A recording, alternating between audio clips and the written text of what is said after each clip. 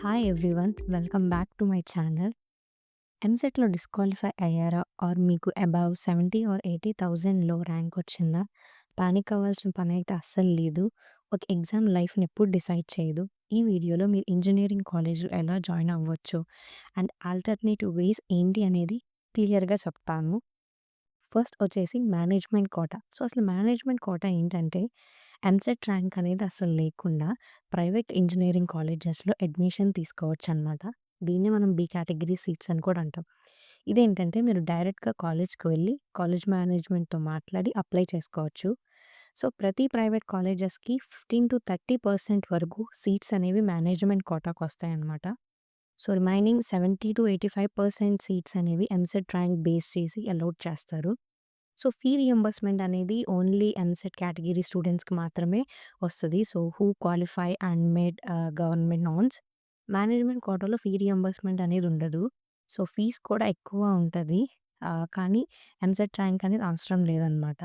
So, ఎలాగో ఇంత amount అనేది పే చేస్తున్నారు కాబట్టి, so, make sure choose only autonomous and AICTE approved కాలేజెస్‌ని మాత్రమే ప్రిఫర్ చేయండి. అండ్ నెక్స్ట్ వచ్చేసరికి ప్రైవేట్ యూనివర్సిటీస్. సో, దీనికి కూడా ఎంసెట్ ర్యాంక్ అనేది లేకుండా టాప్ యూనివర్సిటీస్‌లో అడ్మిషన్ అనేది పాసిబుల్ అవుద్ది. సో, చాలా ప్రైవేట్ యూనివర్సిటీస్ ఏం చేస్తాయంటే తన ఓన్ ఎంట్రన్స్ ఎగ్జామ్ అనేది లేదు అంటే 12థ్ మార్క్స్ బేస్ చేసుకొని అడ్మిషన్స్ ఇస్తాయన్నమాట. లైక్ వీఐటీ అయితే వీఐటీ త్రిబుల్ ఈ అని, ఎస్ఆర్ఎం అయితే ఎస్ఆర్ఎం జేఈ అని, గీతం, కేఎల్ ఇలాంటివైతే 12థ్ మార్క్స్ బేస్ చేసుకొని, లేదు అంటే దేర్ ఓన్ ఎగ్జామ్ అనేది కండక్ట్ చేస్తుంది. సో, ఇలాంటి టాప్ యూనివర్సిటీస్‌కి అప్లై చేయండి. ఇన్‌ఫ్రాస్ట్రక్చర్ అండ్ ప్లేస్‌మెంట్స్ కూడా బాగుంటాయి. సో, ఫీ కొంచెం అనేది ఎక్కువగా ఉండొచ్చు. బట్ క్వాలిటీ ఎడ్యుకేషన్ అనేది ఉంటుంది.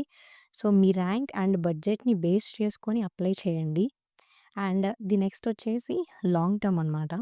సో, లాంగ్ టర్మ్ కూడా తీసుకొని నెక్స్ట్ ఇయర్‌కి ప్రిపేర్ అవ్వచ్చు. బట్ మేక్ ష్యూర్ మీకు strong dedication, focus, planning and main thing ఏంటంటే మీరు డైవర్ట్ అనేది అవ్వకూడదు.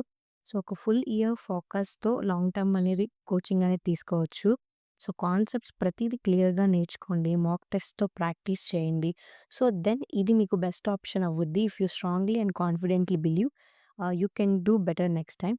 ఒక ఎగ్జామ్ ఫెయిల్ అయ్యామంటే లైఫ్ అనేది ఎండ్ కాదు. మీ గోల్‌ని రీచ్ అవ్వడానికి చాలా వేస్ అనేవి ఉంటాయి. So, right decision with dedication and with positive mind సెట్‌తో ఉండండి. సక్సెస్ డెఫినెట్‌లీ అవుతారు. Keep learning, keep moving and one day your time will come. ఈ వీడియో మీకు ఇన్ఫర్మేటివ్‌గా అనిపిస్తే ఛానల్‌ని సబ్స్క్రైబ్ చేయండి. మీ ఫ్రెండ్స్‌కి ఫార్వర్డ్ చేయండి, లైక్ చేయండి.